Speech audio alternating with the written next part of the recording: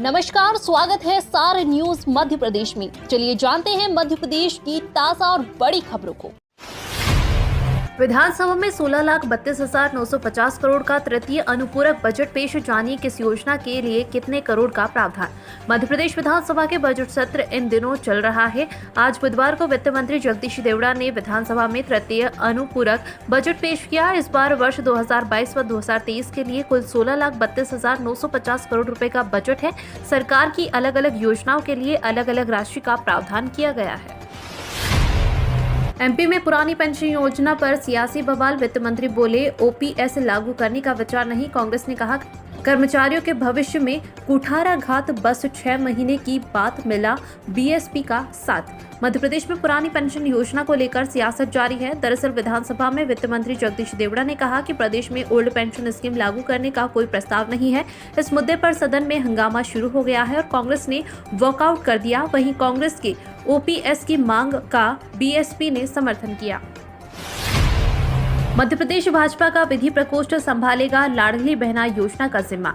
मुख्यमंत्री शिवराज सिंह चौहान की प्राथमिकता वाली लाडली बहना योजना का लाभ हितग्राहियों को दिलाने की जिम्मेदारी भाजपा का विधि प्रकोष्ठ भी संभालेगा।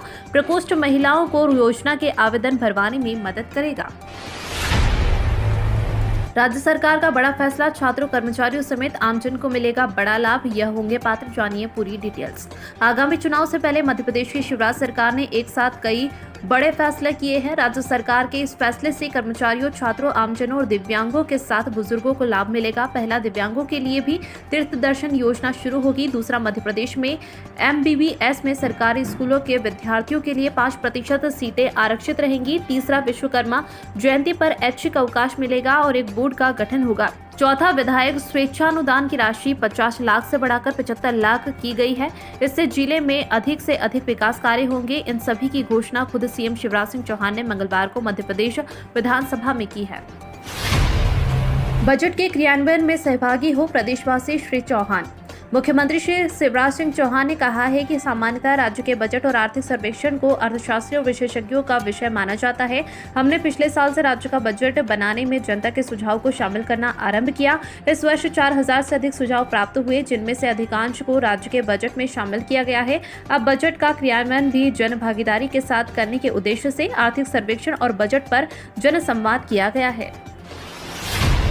सरकारी अस्पतालों को पीपीपी मॉडल पर देने की कोई योजना नहीं। मध्य प्रदेश में चिकित्सकों की कमी है। इस कारण भवन होने के बाद भी अस्पताल संचालित नहीं हो पा रहे हैं। सरकार ने पूर्व में निजी जन सहभागिता मॉडल पर कुछ अस्पतालों को संचालित किया है। इसी तरह क्या अन्य अस्पताल संचालन के लिए दिए जाएंगे? यह प्रश्न बुधवार को कांग्रेस विधायक लक्ष्मण सिंह ने स्वास्थ्य मंत्री डॉक्टर प्रभुराम चौधरी से पूछा तो उन्होंने कहा कि ऐसी कोई योजना नहीं है।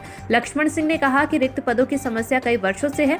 कुछ साल पहले जहां रिक्त स्थान है और जो शासकीय अस्पताल ठीक से नहीं चल पा रहे हैं, उन्हें पीपीपी मॉडल पर दिया गया था। नगर पालिकाओं से अनुबंध करके कुछ निजी अस्पताल और औद्योगिक समूहों ने अस्पताल चलाए थे।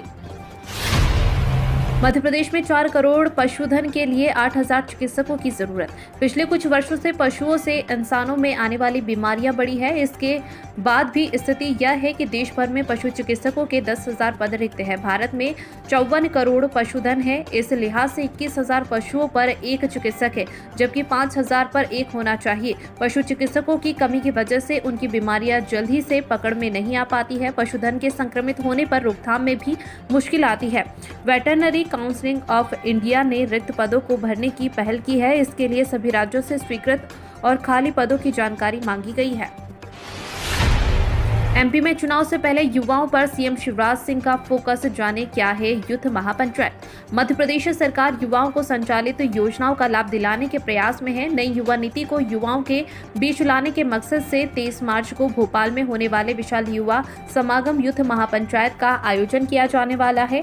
मुख्यमंत्री शिवराज सिंह चौहान ने अधिकारियों से चर्चा करते हुए कहा है कि मध्य प्रदेश की युवा नीति युवाओं के हित में एक महत्वपूर्ण कदम है। इस नीति की विशेषताएं पूरे देश में पहुंचे और इस पहल की राष्ट्रीय स्तर पर चर्चा हो।